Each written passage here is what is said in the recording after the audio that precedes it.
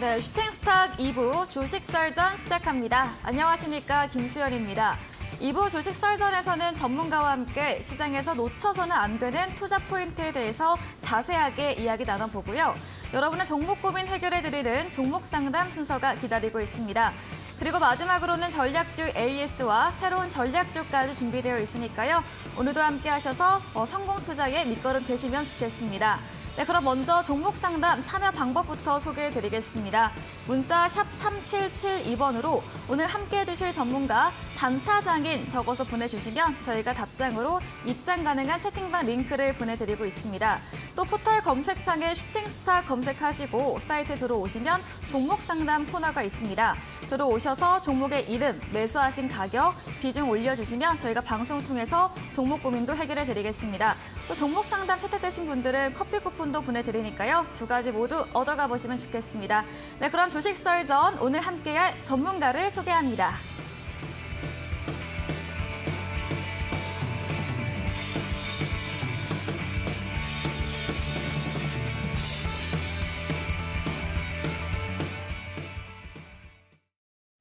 네, 주식 썰전 오늘은 단타장인 전문가와 함께합니다. 전문가님 안녕하세요. 네, 반갑습니다. 네, 오랜만에 나와주신 것 같아요. 네, 거의 한 9일, 2주 만에 온 것 네, 같아요. 그러니까요. 오늘 한번 오랜만에 나와주신 만큼 어떤 이야기 해주실지 기대해 보겠습니다. 네. 네, 그럼 오늘의 썰전 주제 화면 통해서 확인해 보겠습니다. 네, 첫 번째 썰전 주제입니다. 오늘 밤 10시 30분 정도로 예정이 되어 있습니다. 이 인플레이션율을 확인할 수 있는 미국의 소비자 물가지수 발표에 대해서 이 달러와 미국 CPI 발표 임박해 혼조에 대한 주제로 이야기 나눠보도록 하겠습니다. 다음 썰전 주제도 확인해 보시죠. 네, 미국의 부동산 시장이 연준의 금리 인상 이후에 둔화되고 있다고 합니다. 이와 관련해서 미 연준 고금리의 부동산 시장 둔화에 대한 주제로도 이야기 나눠보시죠. 네, 그럼 첫 번째 썰전 주제부터 이야기해 보도록 하겠습니다. 네, 오늘 밤 잠시 후입니다. 이런 CPI 발표에 앞두고 어떤 시장 영향이 있는지 한번 들어보도록 하겠습니다. 네. 뭐 아까는 10시 반이라고 해주셨나요? 네. 네, 한 10시 반. 네. 그 정도. 저도 정확한 시간은 잘 기억이 안 났었는데, 네, 10시 반 맞았던 것 같아요. 10시 30분 경에. 네, 맞아요. 그래서 한 그쯤 해서 이제 아마 발표가 될 거예요. 네. 그래서 이제 CPI가 아무래도 대표적인 물가 지수다 보니까 이게 좀 예측치하고 많이 벗어나느냐 벗어나지 않느냐에 따라서 내일 시장 방향성이나 단기적인 시장 사이클도 좀 결정이 될 가능성이 높습니다. 아무래도 이제 지금까지 CPI 예상 밴드보다 좀 높게 나오면 단기적으로 좀 증시가 많이 휘청거리는 모습을 보여주었고, 반대로 이제 CPI 예상 밴드보다도 좀 더 낮아져가지고 예상했던 것보다 물가가 더 많이 잡혔다, 더 낮아졌다라는 이제 결과가 나오게 되면 시장이 좀 우호적인 방향으로 흘러가는 경향이 있었습니다. 그러다 보니 이번에도 CPI 예상 밴드가 지금은 한 6.3에서 6.5 정도를 네. 보고 있거든요. 근데 과연 6.3에서 6.5 정도로 부합을 할지 아니면 이보다 높게 나올지, 높게 나오면 이제 또 큰일 나는 거거든요. 네. 근데 만약에 이제 이거보다 더 낮게 나온다. 직전이 7.1%였죠. 네. 그렇기 때문에 여기에서 뭐 6.3에서 6.5 정도로 나오게 되면 시장이 추가적인 움직임은 그렇게 많이 나올 것 같지는 않아요. 근데 이제 그 이후의 전망에 대한 것들에 따라서 기대감이 바뀌겠죠. 중요한 거는 이제 내일 증시나 단기적인 향후에 이제 한 1, 2주 정도의 증시 혹은 이제 한 월 단위의 증시 정도는 이 예상 밴드 6.3에서 6.5% 정도의 CPI 전년 대비 상승률보다 올라서 나올 것이냐 아니면 더 떨어져서 나올 것이냐인데, 만약에 더 오른 상황 6.3에서 6.5보다 더 높은 수치로 이제 결과가 나오게 되면 아마 직전 그 소비자 물가 지수보다 낮아졌는데도 불구하고 시장이 좀 흔들리거나 떨어지는 양상을 보여줄 가능성이 있고요. 그리고 이제 6.3에서 6.5보다도 더 많이 이제 물가가 잡혔을 때는 아무래도 지금도 그런 기대감을 많이 하고 있거든요. 네. 미국도 그래서 최근 증시가 좀 반등을 보여주고 있기도 하고요. 그래서 만약에 그런 양상이 보여진다라고 하면 우리가 예상했던 것보다 증시 상승이 좀 더 우호적으로 좀 더 잘 나와줄 가능성이 있다라고 보겠습니다. 그래서 지금 연준 같은 경우에는 이 피봇 기대감을 계속 좀 견제를 하고 있어요. 네. 금리를 다시 내릴 것이다라는 얘기를 많이 좀 불안해합니다. 그런 얘기 섣불리 안 하려고 해요. 사실 지금 굳이 연준 같은 경우에는 완화적인 스탠스를 취할 필요가 없거든요. 지금 물가도 잘 잡히고 있고 이런 상황이기 때문에 계속 이런 식으로 물가 하락, 다시 말해서 CPI, 소비자 물가 지수가 떨어지는 이 추세를 가져가고 싶을 겁니다. 시장에다 겁을 줬더니 먹히네라고 하면 지금 뭐 2%대, 3%대 얘기하고 있는데 CPI를 그 정도 수준까지는 계속 이제 겁을 줄 거예요. 사실 기대 인플레가 말 한 번 잘못했다가 또 올라갈 수가 있어가지고 연준은 아마 쉽사리 비둘기적인 발언을 하기가 어려울 겁니다. 근데 이번 작년 이제 12월 들어서부터는 조금 이제 어떻게 보면 여지를 주는 발언들을 하기 시작했어요. 그러다 보니 물가가 좀 잡힐지도 모르겠다라는 뭐 이런 식으로 얘기를 했다 보니까 이 어느 정도 예상 밴드 뭐 다음 달, 다다음 달 되면서 5% 내지 4% 아래로 이제 물가가 잡히기 시작하면 사실 피복 기대감을 우리가 안 할 수는 없습니다. 물론 이제 연준에서는 겁을 주겠지만 사실 증권사 측에서는 이제 뭐 그 겁에 질리지 않을 가능성이 높아요. 너희는 그렇게 말할 수밖에 없으니까 알아. 너희 입장 다 이해해. 그렇지만 너희 결국 내릴 거 알고 있어. 이런 거거든요. 그래서 지금 시장 자체는 이 물가 잡는 거하고 물가와 경기 사이클 사이에서 계속 저울질을 하고 있다고 보시면 됩니다. 그래서 만약에 경기 침체가 지금 나오고 있는 상황인데 이게 좀 심각해지게 되면은 결국 금리를 더 이상 올릴 수가 없거든요. 인하하거나 동결을 해야 되는데 또 그렇게 되면은 물가가 올라갈까 봐 걱정을 할 겁니다. 금리를 올려야 물가가 잡히니까. 그래서 과연 물가가 만약에 정말 이 추세대로 계속 잡히게 되면 더 이상 금리를 올릴 명분도 없어요. 연준 같은 경우에는. 사실 경기에 악영향을 미치는 이 금리 인상이 사실 반갑지도 않고 여론의 문매를 맞을 수 있는 그런 정책이거든요. 그러다 보니까 우리 투자자 여러분들은 함께 이 물가와 그리고 경기 침체 사이에서 저울질을 하시는 게 좋을 것 같다.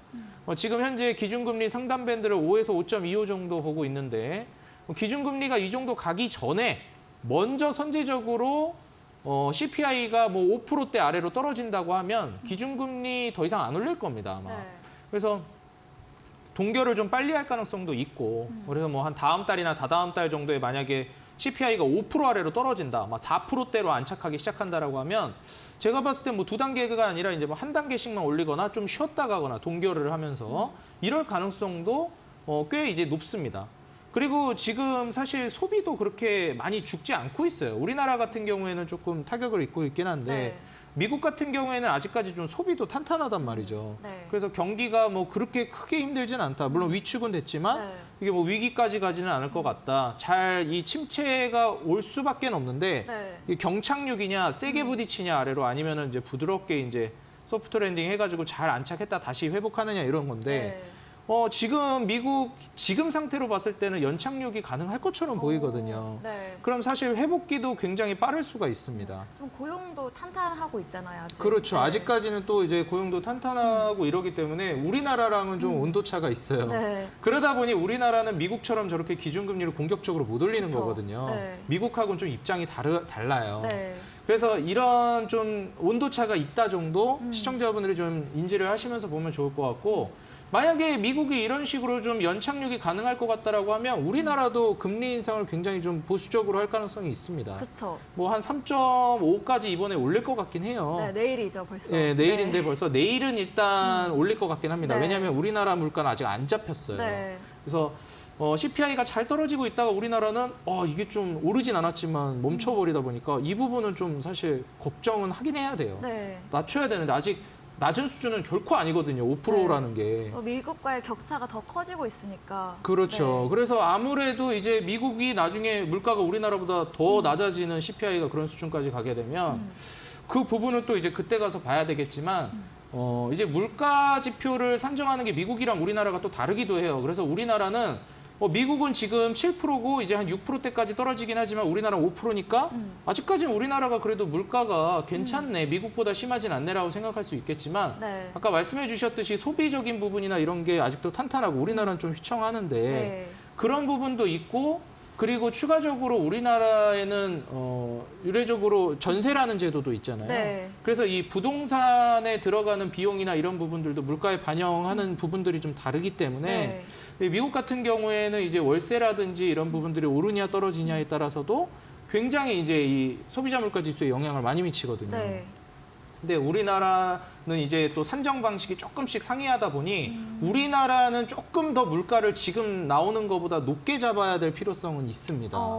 그래서 사실 안심할 단계는 아니다. 미국보다 낫다고 해서 좋아하면 안 되거든요. 네. 그래서 이런 부분은 우리가 좀 고민을 해봐야 될 것 같아요. 그래서 그러면 거기에 따라서 금리를 미국에 맞춰서 계속 공격적으로 올려야 될 것이냐, 아니면 좀 경기가 어려우니까 좀 덜 올려야 되겠느냐. 여기에서 이제 고민을 할 텐데 지금 미국과 기준금리 인상에 발맞추는 스탠스를 보여주지 않는 걸로 봐서는 지금 한국은행 입장에서는 아무래도 물가를 잡는 것도 물론 중요하지만 경기가 휘청거릴 수 있다는 부분을 더 우려한 것 같아요. 네. 예, 그러다 보니 이런 결과가 나오는 것 같고 이 기조 자체는 크게 변할 것 같지가 않습니다.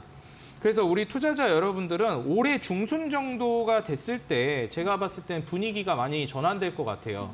연준이 피벗을 할지 아니면은 기준금리 상단 밴드를 어디까지 할지도 대략적으로 다 청사진이라든지 구성이 나올 것 같거든요. 네. 그래서 어느 정도까지만 기준금리 올리고 여기서 이제 멈추겠다라는 게 올해 중순 정도면 거의 보여질 것 같기 때문에 좀 보수적으로 투자하실 분들은 중순에 어느 정도 방향성이 잡히는 걸 보고 투자를 하셔도 괜찮고 만약에 가치 투자를 한다거나 장기 투자하시는 분들도 추가 매수 타점을 본다라고 하면 중순을 기점으로 한번 노려보는 게 좋을 것 같습니다.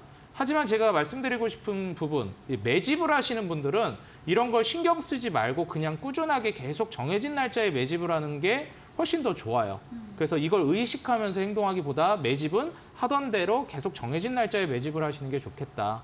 기존에 보유하고 계신 분들의 입장이라면 저는 좀 단기 매매를 하는 분들이라면 조금 교체를 하거나 아니면 현금 확보를 하는 것도 좋겠지만 그런 게 아니다라고 하시는 분들은 저는 지금 구간에서 주식을 매도하는 건 많이 아쉬운 선택이다. 그렇기 때문에 지금부터 여러분들이 계속 주식을 보유하고 최소한 보유하고 더 나아갈 수 있다면 추가적인 매입을 계속 해나가는 전략을 취하는 게 지금 구간에서는 훨씬 더 현명한 전략이겠다라고 저는 조언을 드리겠습니다. 네, 첫 번째 썰전 주제 이야기 나눠봤습니다. CPI 예상 밴드가 6.3에서 6.6% 정도인데 부합하거나 낮게 나온다면 시장에는 좀 우호적으로 작용이 될 것이고 반대로 높게 나온다면 예상 외로 시장이 흔들리고 떨어질 가능성이 있다 언급해 주셨습니다. 또 연준의 통화 정책도 역시나 이 CPI 결과에 따라서 좀 기준금리를 결정할 것으로 보이는데요. 이렇게 금리와 물가와의 관계를 잘 파악해서 시장에 대응을 해보자 의견 주셨습니다. 또 아직은 매도 타이밍은 아니고 좀 매집을 해서 꾸준히 신경 써서 해보고 중순 정도의 시장의 분위기가 정해질 거라고 의견 주시면서 장기 투자하거나 보수적인 분들은 그때 좀 분위기를 파악하시고 대응해 보면 좋겠다 의견도 주셨네요. 다음 썰전 주제도 이어가 보도록 하겠습니다. 조금 전 이야기한 내용과 좀 이어지는 것 같은데요. 연준의 고금리에 대해서 부동산 시장이 둔화하고 있다고 합니다. 어떤 내용인가요? 사실 이제 일반적으로 우리가 경기 사이클하고 증시 사이클이 네. 장기적으로 봤을 땐 같이 움직이긴 하는데 네. 단기적으로는 좀 엇박을 타는 경우도 많거든요. 네. 그것과 마찬가지로 이제 주식과 부동산 같은 경우에도 사이클 네. 온도차가 좀 달라요. 근데 아무래도 이제 부동산은 좀 장기 사이클을 많이 보잖아요. 좀 더 증시보다 느릴 것 같아요. 네, 맞아요. 그러기도 하고 사이클의 움직임 자체도 훨씬 더 좀 크고. 크게 움직이는 네. 편입니다. 네. 그래서 한번 침체 시작하면 막 3년에서 5년은 내리 떨어지고 올라가기 시작하면 한 5, 6년 동안 내리 올라가고 네. 이런 경우가 또 많죠. 근데 네. 아무래도 이 한 번 흐름을 타면 수년 동안 지속되는 흐름이 있다 보니까 뭐 또 장기적으로 우상향하기도 하고 네. 그다음에 인플레이션 해지도 되고 사실 우리가 현금 많이 얘기하지만 현금이라는 거는 시간이 지나면 점점 가치가 떨어지는 그렇죠. 뭐 제가 이제 좋아하는 또 네. 연설가가 네.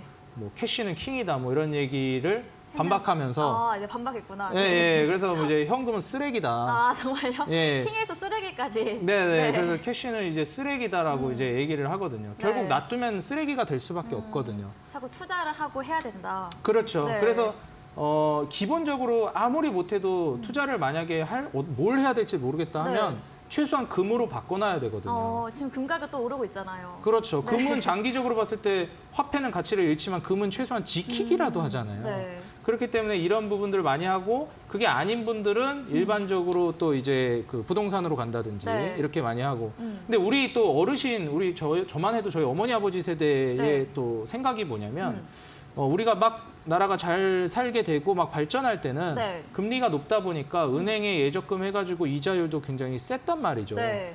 근데 이제 미국도 그렇고 선진국들을 보게 되면 점점 이제 뭐 법정 통화로 가게 되면서 네. 현금 가치가 이제 떨어집니다. 미국 같은 경우에도 1970년대 그때 이후로 이제 불태환 통화라고 해가지고 네. 법정 통화로 넘어갔죠. 이제는 더 이상 금하고 교환을 못한다, 달러를. 이렇게 얘기를 해버리지 않았습니까? 네. 그러다 보니 뭐 원래는 이제 금이라는 거와 교환을 할 수 있는 게 기축통화인 달러였는데 그걸 전면 이제 부정을 해버렸고 뭐 달러가 그마저 그런 상황인데 원화라고 뭐 다르겠습니까? 그렇죠. 그러다 보니 우리나라 경제 성장률이 막 두 자릿수로 이렇게 성장하는 게 아닌 이상 원화 가치는 계속 떨어질 수밖에 없고 달러도 가치가 70년대부터 이렇게 계속 떨어질 수밖에 뭐 그전에도 하락은 하고 있었지만요. 지키지도 못하고 있는 상황이다 보니 최소한 금이나 이제 다른 쪽으로 계속 이제 진행이 될 거고 이 화폐 가치 하락이 우리 어머니 아버지 세대 때도 이미 진행은 되고 있었어요. 근데 그때는 화폐 가치 하락이 티가 안 났던 이유가 뭐냐면 우리나라가 유례없는 독보적인 성장을 하고 있는 때였거든요. 그럴 때는 원화 가치가 상당히 세기 때문에 이게 뭐 사실 이자가 어느 정도 되고 말 그대로 가치를 어느 정도 저장하는 역할을 해요. 네. 국가가 많이 성장을 하고 있기 때문에 돈을 가지고 있으면 그게 실제로 저장 역할을 해줍니다. 물가도 어느 정도 반영을 해주고요. 그래서 예적금해서 착실히 이자 받아서 집 사고 그랬잖아요. 우리 네. 어머니 아버지 세대는. 맞아요. 근데 이제 이 정도 성장했으면 더 이상 그걸 바랄 수가 없습니다. 최소한 금을 가지고 모아놓으면 몰라도 네. 이거 가지고는 안 된다. 뭔 얘기하다 여기까지 빠졌는지 모르겠는데.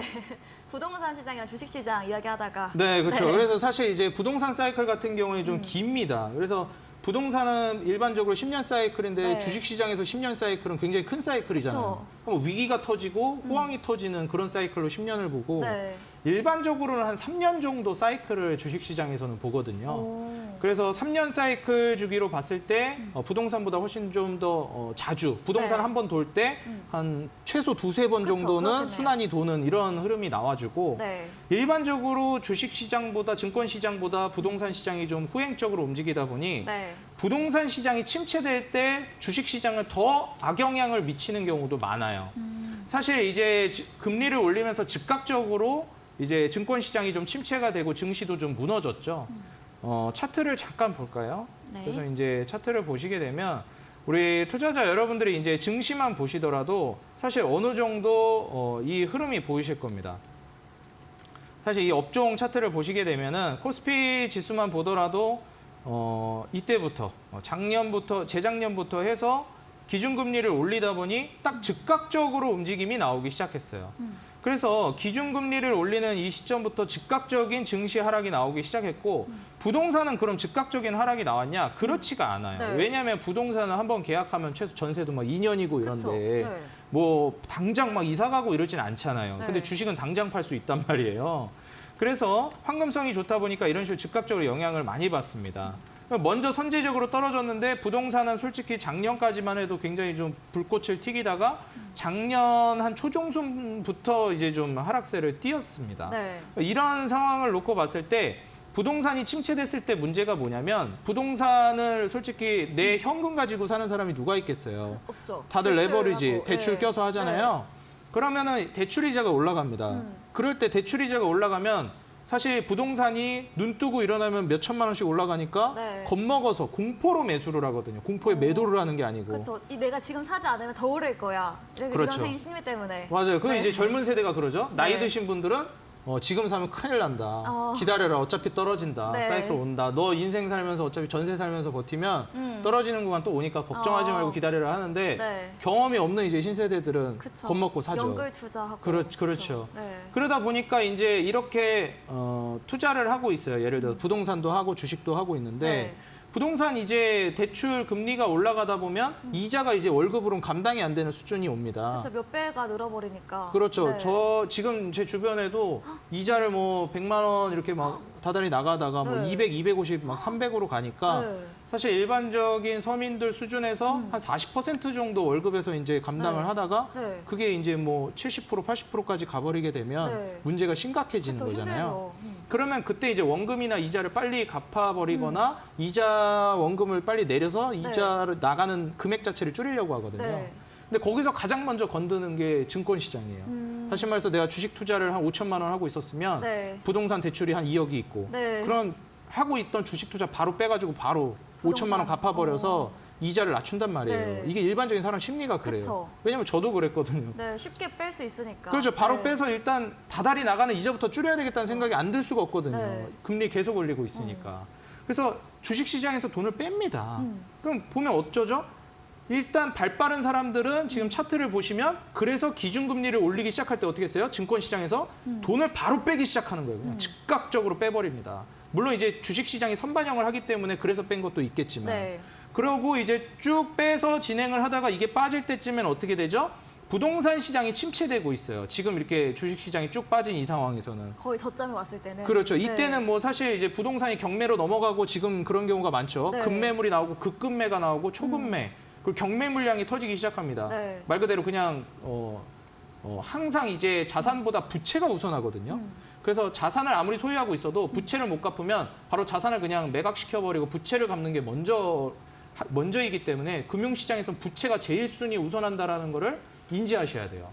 부채가 우선하기 때문에 그걸 이제 다 매각시켜버리고 부동산 시장이 침체가 절정에 이를 때쯤에 되면 올해에서 이제 내년 정도가 절정이 될 거라고 많이 예측을 하죠. 네. 그러면 그 전에 어떻게 되냐? 주식시장에서 이미 돈을 다 뺐어요. 네. 부동산이 힘들어질 때. 그쵸, 지금 거기로. 아마 주식시장에 돈 남겨놓은 사람 그렇게 많지 않을 거예요. 있어도 좀 대출이 없는 분들이 계시겠네요. 그러면. 그렇죠. 네. 진짜 자산가들이 아니면 네. 지금 주식하는 사람 거의 없어요. 어. 지금 부동산 대출 받기도 급급하고 이러다가 네. 내 아파트 지금 경매 넘어가게 생겼는데 누가 주식을 합니까? 네. 큰일 나. 저는 자산가는 아니지만 네. 하고 있습니다. 아, 부동산 투자하고 계세요? 아니요, 주식 아, 주식 투자하고 네. 계시나요? 그러니까 이게 비중 자체가 적어서. 그렇죠. 왜냐하면 내가 부동산 대출이 2억인데 5천만 원씩이나 안 해요. 그쵸. 몇백이나 1,000만 원 이렇게 할지 몰라도 네. 비중이 주식 비중을 확 빼버리게 됩니다. 부동산 그 레버리지에 막으려고. 비해서. 그렇죠. 그러다 보니까 이미 부동산의 위기를 막기 위한 주식시장의 인출은 많이 이루어졌어요. 네. 그럼 오히려 부동산 시장이 이제 무너지기 시작할 때쯤이면 주식시장이 선행해서 먼저 회복하기 때문에 네. 주식시장을 통해서 다시 이제 자금을 회복하려고 하는 자산가들이 들어오기 시작합니다. 네. 그럼 그 자산가들을 보고 스마트머니나 이제 뭐 스피드머니라고도 많이 얘기하는데 먼저 들어온 사람들을 보면서 부동산 시장의 이런 무너진 것들을 회복하기 위한 흐름으로 네. 따라가기 시작하거든요. 그래서 이런 부분들을 봤을 때 부동산 시장이 올해 내지 내년 정도의 침체의 절정에 혹은 뭐 그 이후까지 갈 수도 네. 있겠지만 이미 급급매, 경매가 서서히 나오기 시작하고 네. 부동산이 이제 우리가 이제 전세가율이라고 하면서 네. 전세가랑 이제 매매가랑 거의 붙어 있는 상황. 이 상황이 거의 저점이라고 많이 얘기하잖아요. 부동산 네. 전문가들이. 그 정도 상황이 오기 전에 이미 주식 시장은 사이클상 반등을 할 가능성이 매우 높습니다. 그래서 지금 아까 말씀드렸던 코스피 증시가 이렇게 떨어진 상황에서 부동산이 지금 우리나라뿐만 아니라 전 세계적으로 침체기로 접어들고 있고 거래가 완전히 이제 죽어가고 있는 상황이에요. 그럼 이렇게 거래가 죽어가고 있는 상황에서는 결국 이것 역시도 침체로 맞물릴 가능성이 굉장히 높습니다. 미국도 이걸 의식할 가능성이 높고 물가가 어느 정도 잡히기 시작하면 그때쯤 부동산 문제나 경기 문제를 의식하면서 금리 상단을 고정하고 혹은 이제 인하를 할 가능성도 서서히 생길 수 있다라는 거죠. 이 부분들을 여러분들이 한번 잘 살펴보시면서 과연 연착륙이 될지 경착륙이 될지 여부도 좀 보면 좋을 것 같은데 제가 앞서서 첫 번째 이슈에서 말씀드렸지만 지금 상황을 놓고 봤을 때는 연착륙할 가능성이 조금 더 높아 보입니다. 미국의 입장으로 봤을 때. 그럼 미국이 조금 더 빨리 이런 부분을 회복했을 때 우리나라 역시도 기준금리를 그렇게 많이 올리지 않고도 잘 눈치껏 넘어갈 수도 있겠다. 이런 이제 좋은 전망을 내다볼 수가 있을 것 같거든요. 그래서 사이클상 지금 약 1년 6개월 정도 하락한 이런 상황에서 추가적인 하락이 나올지 여부는 물론 지켜봐야 되겠지만 이번 상반기에 침체를 비교적 잘 넘어갈지 여부를 미국과 한번 비교해 보면서 우리가 눈치를 봐야 되겠다 말씀을 드리고 만약에 투자를 이제 병행하겠다라고 하면 지금부터 투자를 공격적으로 하셔도 된다고 말씀드리는데 어떤 주식에 공격적으로 해도 되냐면 안정성, 부채 비율이라든지 우리가 이제 유동성 비율이 좀 안정적인 기업들 그리고 실적을 잘 내고 있는 기업들은 지금 공격적으로 투자하시라고 말씀드리고 싶어요. 네. 근데 성장주 투자는 조금 난이도가 있기 때문에 만약에 성장주 투자를 하실 거라면 과연 이 기업이 좀 망하진 않을까? 네. 이 부분을 좀 고려를 해봐야 돼요. 네. 근데 성장주 투자가 좀 위험할 수 있는데 굳이 투자를 하겠다라고 하신다면 제가 팁을 드리자면 네. 로봇이나 인공지능 쪽이 괜찮을 것 같고요. 그쵸. 왜냐하면 이번 CES에서도 적극적으로 얘기했기 때문에 맞아요. 약간 그때 한 19년도, 20년도 CES에서 전기차를 본격적으로 어필하면서 전기차가 엄청난 상승세를 네. 보여줬듯이 이번에 인공지능과 그리고 메타버스 이러한 부분들을 강조한 만큼 네. 향후 2, 3년 안에 사이클이 한번 돌 때 네. 증시 대세 상승이 나올 때 메타버스와 인공지능 이런 부분들은 한 2, 3년 증시 사이클 한 번 정도 나올 때 네. 폭등 랠리가 나올 가능성이 매우 높아요. 그럴 거라고 보고 있고요. 네. 다만 불안한 건 그때까지 생존할 수 있느냐의 문제거든요. 네. 시장이 무너지고 어떻게 보면 이제 재무적으로 문제가 생길 수도 있는 거니까요. 네. 그럴 때 이제 우리가 그거를 안전하게 갈 수 있는 부분이 거인의 어깨에 올라가 있는 기업들을 보는 게 좋다고 말씀드리고 네. 싶어요. 안정성 있는. 그렇죠. 네. 왜냐하면 일반적으로 제가 이제 대기업의 네. 울타리에 있는 기업들을 보라 그래요. 네. 2차 전지 기업도 그냥 독자적으로 2차 전지 사업하는 기업들 말고 네. LG라든지 삼성이라든지 뭐 연계되어 있는. 네, 현대라든지 이런 기업들의 자본이 들어가 있거나 그 기업들이 그 사업을 하려고 따로 이제 상장을 한 기업들에 투자하라고 그러거든요. 네. 그러니까 LG 엔솔에 그렇게 자금이 몰렸던 거거든요. 네. 이런 부분들을 과연 대기업 랠리, 대기업 이제 계열사로 있는 기업을 보시거나 아니면은 재무적으로 안정성 비율이 좀 괜찮은 기업들, 당좌 비율이라든지 유동성 비율, 부채 비율을 좀 확인하면서 투자를 하시는 게 좋을 것 같다.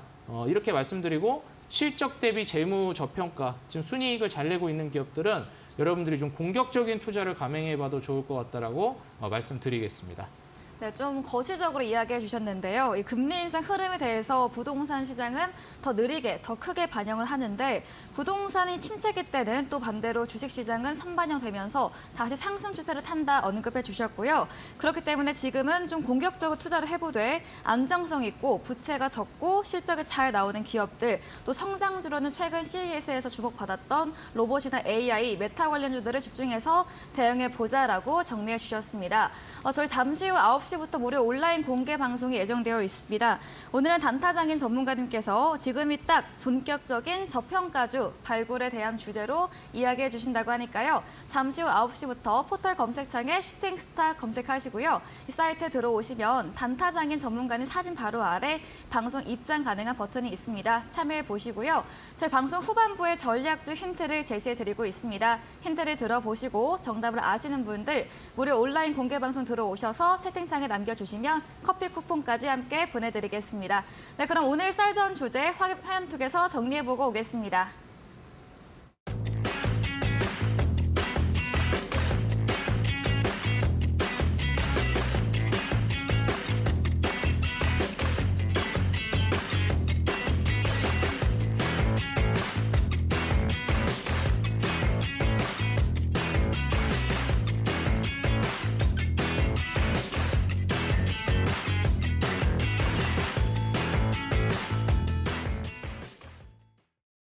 네, 이어서 종목 상담 순서입니다. 여러분의 종목 고민 해결해드리는 시간이죠. 첫 번째 종목부터 확인해 보겠습니다. 네, 매수가는 39,500원 현대건설입니다. 비중이 30%인데 오늘은 소폭 상승으로 마감을 했지만 손실 구간에 있습니다. 건설주인 현대건설 앞으로 괜찮을까요? 부동산 시장 좀 이런데. 네, 그렇죠. 이제 아무래도 시장 자체가 좀 안 좋다 보니까 네. 뭐 PF 사태 얘기도 많이 나오고요. 그래서 이제 우리가 자기 자본 가지고 자기 돈 가지고 이제 하는 경우는 또 잘 없거든요. 일반적으로 자금 지원을 받아가지고 또 사업을 영위하는 경우가 많은데 건설업 경우에는. 근데 지금 그런 이 자금 조달의 문제가 계속해서 건설업 전반에 걸쳐서 얘기가 나오고 있고 문제가 되고 있다 보니까 계속 이 업황 전반에 대한 불신이 굉장히 높아지고 있습니다. 제가 앞서 얘기를 할까 하다가 네. 또 뒤이어서 얘기를 하려고 잠깐 아껴놨는데 마침 또 건설주 얘기가 나왔네요. 지금 이렇게 경기가 침체기로 가고 있는 이런 상황에서는 아무래도 경기 민감주들의 분위기가 별로 좋지가 않아서 굉장히 많이 빠지죠. 네. 근데 이럴 때 여러분들이 만약에 경기가 안 좋을 때 경기 민감주를 투자하셔서 경기가 좋아지거나 좋아지는 기대가 생길 때 올라가면서 수혜를 보면 당연히 저점 매수, 고점 매도가 되는 아주 네. 편한 매매가 되잖아요. 근데 문제가 뭐냐면 경기 침체가 얼마나 지속될지 그리고 경기 침체가 이렇게 진행이 될 때 겁을 계속 줍니다. 건설사들 망해 나간다고. 그러면 내가 투자한 기업이 없어져 버릴까 봐 그런 불안이 좀 생길 수도 있거든요. 네. 근데 현대건설 같은 경우에는 현대건설이잖아요. 네. 예.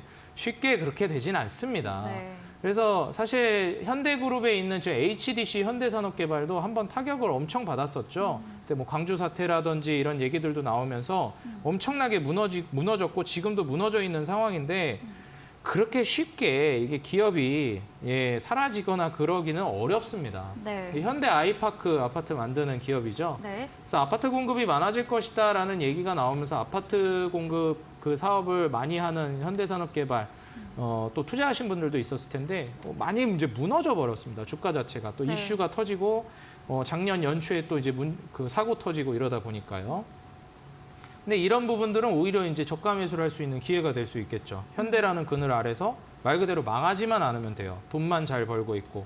근데 지금 현재 현대건설 같은 경우에는 저는 좀 가져가시라 말씀을 드리고 싶고 결국 경기 민감주를 저가 매수하려면 경기 침체 얘기가 나오고 있고 경기에 대한 불신이 있을 때 투자를 하는 게 가장 좋은 선택인데 여기에서 말 그대로 진짜 잭팟을 노릴 수 있는 매매예요. 잘 되면 엄청 네. 크게 수익을 내고 네. 잘 안 되면 진짜 크게 무너지는 그런데 이제 여기서 팁을 하나 드리자면 그 완전 무너지는 기업과 그런 잭팟이 터지는 기업의 차이는 이 뭐라 해야 될까? 지금 할 큰 말을 회사인가 대기업인가 생존할 수 있는 기업이냐가 되게 중요하거든요. 살아남을 수 있냐. 그렇죠. 그래서 생존할 수 있느냐가 가장 핵심인데 왜냐하면 생존만 하게 되면 네. 이전보다 돈을 몇 배까지는 몰라도 훨씬 더 큰 파이로 돈을 벌 수가 있어요. 네. 왜냐하면 경쟁자가 사라졌고 죽었기 때문에. 네. 그렇기 때문에 이 경기 순환주 특징상 만약에 이제 이런 경기 침체가 왔을 때 심지어 우리나라뿐만 아니라 글로벌 경기 침체잖아요. 네. 여기서 우리나라 뭐 철강사들도 뭐 중국 철강사들도 많은데 네. 건설사도 마찬가지고 이런 식으로 우리나라 경쟁사들뿐만 아니라 글로벌적으로 봤을 때 이런 수많은 건설사들을 놓고 봤을 때 철강도 마찬가지고 네. 조선도 마찬가지고 이런 기업들 중에서 어느 정도는 다 이제 망해가지고 사라져 버리거든요. 네. 그럼 그 기업들이 하던 영역을 살아남은 기업들이 파이를 나눠서 차지해 버립니다. 네. 그러다 보니 아무래도 생존만 하면 수익률을 극대화할 수 있는 게 바로 이 경기 민감주입니다. 그래서 우리 투자자 여러분들의 현대건설 저는 충분히 버틸 만한 기업이라고 보고 있고 부동산 투자 개발도 공급도 계속 이제 예정이 되어 있는 만큼 네. 지금 같을 때 오히려 계속 사모아 가야 되지 않나 저는 생각을 하면서 39,500원이라고 말씀하셨는데 솔직히 제가 보는 입장에서 마이너스 그다지 크지 않다고 보거든요. 네. 그래서 계속 매집을 해나가셔서 나중에 이제 다시 또 상승 랠리가 나왔을 때 전고점인 이제 6만 원을 충분히 살아남는 말 그대로 생존을 한 기업이 됐을 때 6만 원 돌파하는 움직임까지 노려보시면 좋을 것 같다. 조언을 드리니까요. 장기적인 관점에서 비중이 30%라 추매하기 부담스럽다면 최소한 홀딩을 하셔서 올해 중순까지는 가져가 보시라. 그리고 거기서 추가 낙폭이 떨어지는지 안정되는지 여부를 보고 추가 매수를 할지 계속 홀딩할지 여부를 결정하시라고 조언 드리겠습니다.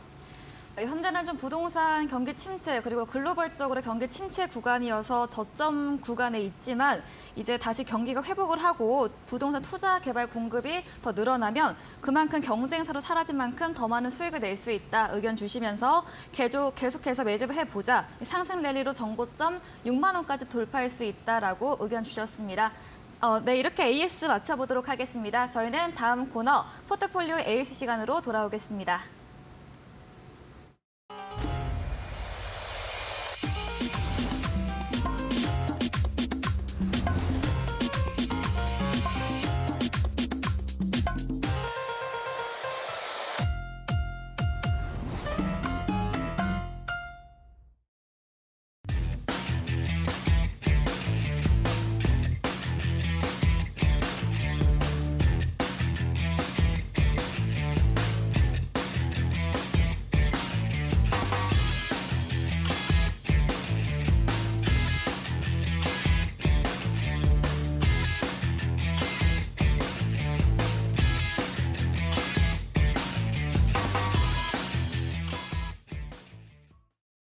네, 전략주 AS 시간입니다. 전문가님이 제시해줬던 전략주에 대해서 오늘을 기준으로는 또 어떻게 새롭게 대응해보면 좋을지 이야기 나눠보겠습니다. 첫 번째 종목입니다.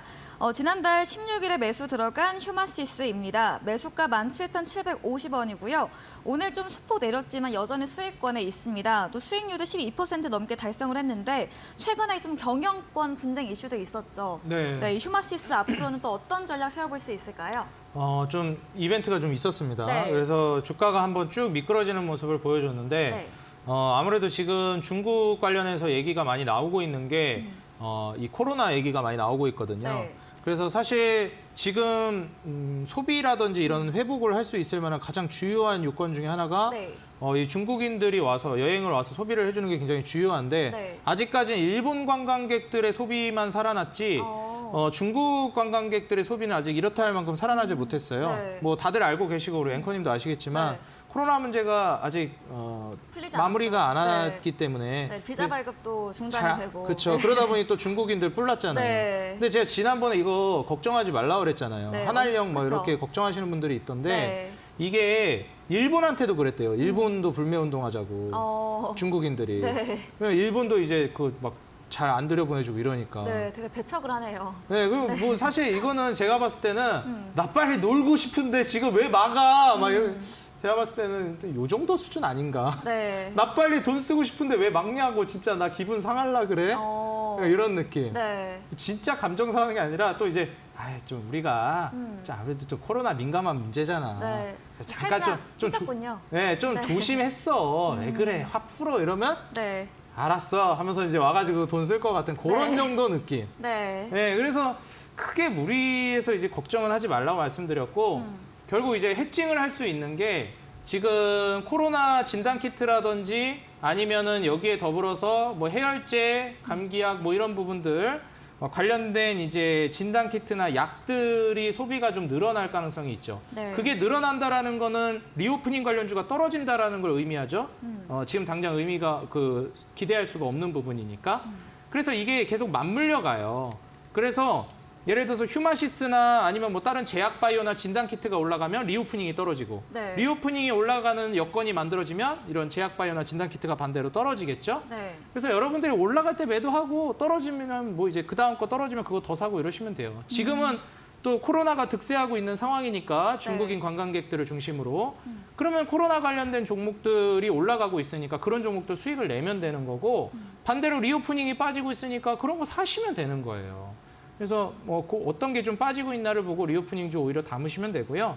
휴마시스로 돌아와서 말씀을 드리자면 한 12% 수익 구간까지 갔었는데 다시 쭉 떨어졌다 다시 올라왔죠. 그래서 너무 걱정하지 마시고 보유하고 계시면 쭉 들고 가셔가지고 재차 반등 또 나올 것 같아요. 네. 실적도 잘 잡고 가는 기업이라 2만 원 정도를 이제 고점으로 형성을 했었는데 다시 2만 원 돌파 가능하다고 보니까 2만 원 돌파하면서 상승 움직임 나오는 거 2만 원 위로 목표가 잡고 보시라고 조언을 드리겠습니다. 네, 이 진단키트 코로나 관련주와 리오프닝 관련주는 반비례로 간다 이야기해 주시면서 이 휴마시스에 대해서는 보유하고 있자 반등도 나올 것이라고 말씀해 주시면서 실적도 좋은 만큼 2만 원 고점 역시도 상승 추세 이어질 것이다 의견 주셨습니다. 다음 종목도 AS 이어가겠습니다. 20일에 매수한 피플바이오입니다. 수익률이 45%를 넘었습니다. 지난번에 미국 FDA 승인 레카네바 관련해서 급등을 했었는데 네. 피플바이오는 또 앞으로도 올라갈까요? 일단 지금 추세가 깨지지 않았기 때문에 지난번에 네. 제가 AS 할 때도 계속 네. 홀딩하라고 말씀드렸는데 네. 뭐 여전히 아직도 이제 추세가 깨지지 않았거든요. 네. 그래서 피플바이오 같은 경우에는 계속해서 보유하고 가시는 게 좋을 것 같고요. 뭐 아마케 관련해서 얘기를 하시는 분들도 좀 있더라고요. 네. 근데 그 전에 좀 매수를 해야 될 것 같다 말씀하시는 분들도 있었는데 제가 이제 뭐 아마케나 뭐 아니면 이런 뭐 학회 이런 얘기들이 있죠. 이런 부분들이 끝나고 나서 매수하는 게 좀 좋다 제가 말씀을 드렸어요. 근데 뭐 어쨌든 지금 현재 이제 학회 같은 부분들이나 이런 부분들이 뭐 마무리되거나 그게 가까워질 때 그 이후 랠리까지 기대해 볼 수가 있는 것이고 제가 치매 관련해서는 계속해서 수요가 있을 것이다라고 강조를 드린 만큼 피플바이오는 지금 제가 매수 사인을 드리고 나서 제가 이때 월요일 날 이 자리에서 제가 매수 사인을 드렸죠. 네. 예, 그래서 이제 다음 날부터 매수를 하시라 말씀을 드렸는데 그 다음 날 이제 바로 급등이 나와줬습니다. 운이 좋게도. 그리고 나서 매도하지 마시고 계속 홀딩하세요라고 말씀을 드린 이후로 배당락도 있고 나서 추가 급등이 이렇게 나와줬어요.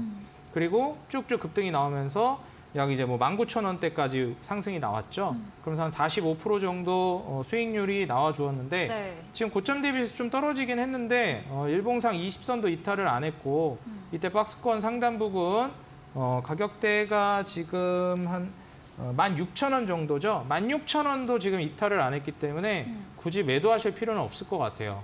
그래서 피플바이오는 45% 대비해서는 지금 좀 떨어져 있긴 하지만 조금 더 욕심을 내보셔도 좋을 것 같다. 다만 제가 이전에 말씀드렸듯이 40, 50% 수익 구간에 가면 네. 1차적으로 좀 매도를 해주시는 게 좋겠다 말씀을 드렸죠. 목표가도 이미 돌파를 했기 때문에 물량을 조금씩 익절을 하시면서 잔량으로 분할 매도를 위로 계속 거시면서 해나가시는 게 좋겠다. 이렇게 조언을 드리고요. 너무 물량을 꽉 잡고 가지 마시고 이제 40, 50% 구간으로 갔으니까 조금씩은 매도하시면서 가시라고 말씀드릴게요.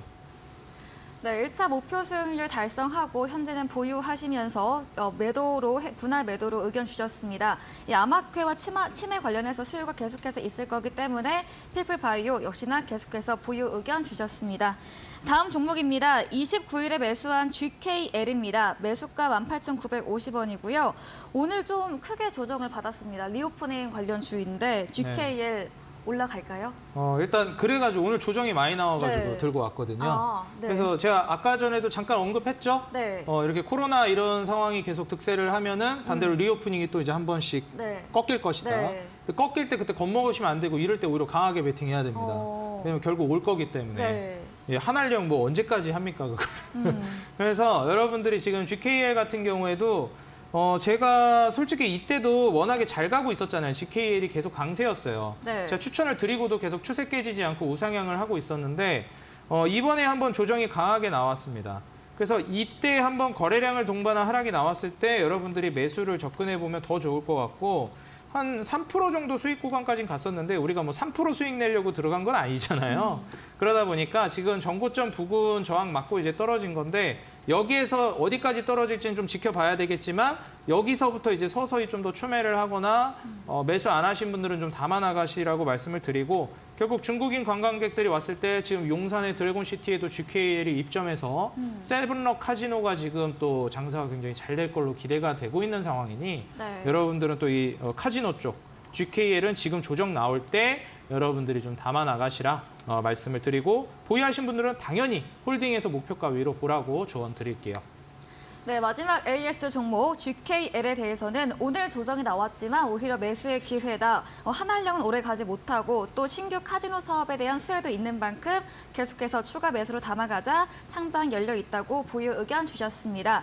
네, 이야기해주신 단타장인 전문가와 방송 이후에도 함께하시고 싶으신 분들은 문자 샵 3772번으로 단타장인 적어서 보내주시면 저희가 입장 가능한 채팅방 링크를 보내드리고 있습니다.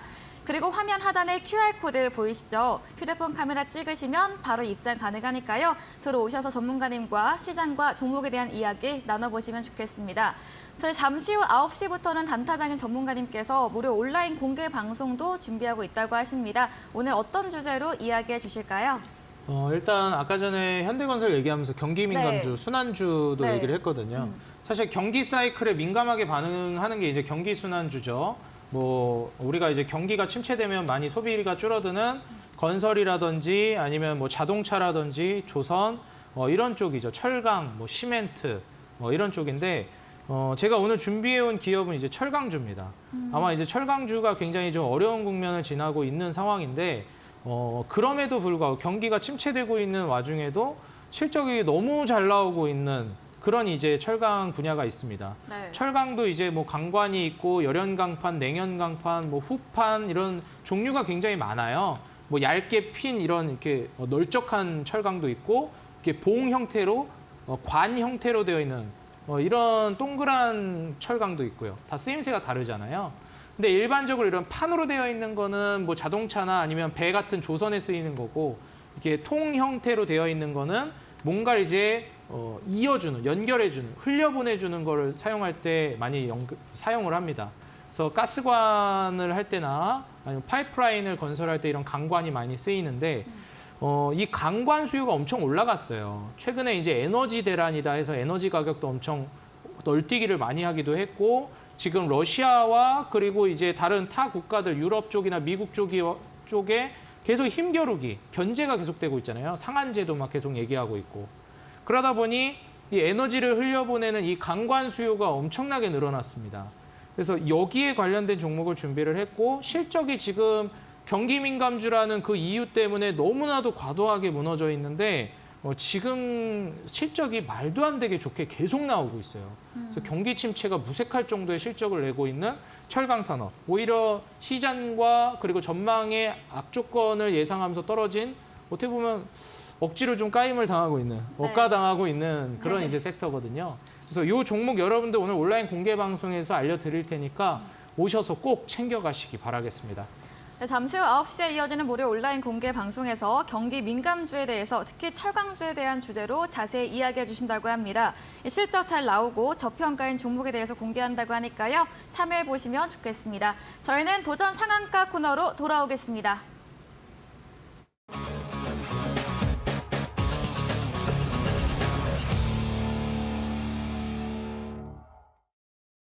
네, 도전 상한가 새로운 전략주를 들어보는 시간입니다. 어떤 힌트인지 전략주에 대한 힌트 들어보도록 하겠습니다. 앞서서 이제 말씀을 드렸듯이 네. 에너지를 운송할 때 쓰이는 게 네. 철강 제품 중에서 강관이거든요. 네. 이 동그랗게 생긴 거. 네. 그래서 요 사이로 이제 에너지를 흘려보내는 거예요. 네. 그래서 뭐 석유를 흘려보낸다든지 뭐 천연가스를 흘려보낸다든지 이런 건데 요 이제 강관 수요가 엄청나게 이제 증대되고 있는 상황입니다. 요새 이제 겨울이 좀 많이 따뜻해졌다고 해서 그러니까 오늘도 11도가 넘었던데요. 네, 그래서 이제 에너지 가지고 네. 사실 러시아가 타 네. 국가들한테 좀 그쵸, 어떻게 협박을 보면 했었죠. 협박하고 좀 네. 갑질을 했었는데 좀 많이 좀 머쓱한 상황이 됐죠, 푸틴도. 네, 약간 하늘도 안 도와준 느낌. 네, 하늘도 안 도와주는. 네. 그래서 미국이 이걸 알고 이렇게 뭐 배짱을 부린 건지 네. 뭐 그건 모르겠는데 여하튼 이런 그 에너지 패권에 있어서도 많이 얘기가 나오고 있습니다. 그래서 사실 뭐 러시아 배제해버린다라고 하면은 지금 뭐 이런 에너지 운송에 쓰이는 강관 같은 경우에도 에너지 파이프라인을 재편할 가능성도 굉장히 높아지고 있어요. 네. 제가 이전에도 말씀드렸지만 탈세계화라고 말씀드렸죠. 지금 이제 이념의 대립으로 갈라지고 있기 때문에 이런 인프라도 다시 새 판짜기를 들어갈 가능성이 높다. 그 에너지부터 시작이 된 것이다. 제가 경기 민감주 반드시 꼭 지켜보라고 말씀을 드리지 않았습니까? 지금 같은 시기에 반드시 매수를 해야 된다고. 근데 지금 일단 강관, 에너지 운송에 쓰이는 쪽부터 인프라가 먼저 재편된다고 보시면 되는 거예요. 그래서 먼저 움직이고 있다라고 보시면 되고 실적 대비해서 말도 안 되는 저평가 국면입니다. 이제 다른 경기 민감주들도 이렇게 말도 안 되는 실적이 터질 거예요. 왜냐하면 그 사업이 계속 확장될 거거든요. 재건 사업도 남아있죠. 네옴시티, 뭐 네옴시티뿐만이겠습니까? 인도네시아 인니 신수도 건설. 이 전 세계가 이제 인프라로 돈을 쓰기 시작할 거예요. 실적 대비 저평가고 미국의 철강 규제도 이제 완화될 걸로 기대가 되고 있거든요, 우리나라가. 그래서 이 철강 규제 완화에 대한 경쟁력도 굉장히 기대가 되는 기업이라고 말씀드리면서 차트만 보여드리고 마무리하겠습니다. 차트를 보시게 되면 월봉상 차트인데 쭉 20년도부터 저점 딛고 이거 700원 하던 기업이 8,000원까지 갔거든요. 네. 근데 지금은 이제 한 5,000원대까지 떨어졌어요. 근데 지금 많이 올라가서 시총이 높을 것 같은데 네. 전혀 그렇지 않습니다. 시총 지금 한 3,000억 정도 원자리에 있는 상황이기 때문에 지금 일봉상 딱 고개를 드는 이 시점, 이 시점에서 여러분들이 한번 매수를 해보시는 게 좋을 것 같다고 말씀을 드리면서 최근 고개 드는 이 철강주, 강관주 여러분들 꼭 공략해 보시기 바라겠습니다. 네, 전략주 힌트 들어봤습니다. 에너지 운송에 쓰이는 강관 관련 종목이고요. 실적 대비 저평가 구간에 위치해 있고 철강 규제 완화에 대한 경쟁력으로 기대감까지 얻고 있다 의견 주셨습니다. 네, 오늘 저희가 준비한 내용은 여기까지입니다. 본 방송에서 제공한 정보는 투자 판단에 대한 조언일 뿐 해당 정보의 가치나 상승 하락을 보장하지 않는다는 점 참고해 주시기 바랍니다. 네, 오늘도 끝까지 함께해 주신 여러분 진심으로 고맙습니다.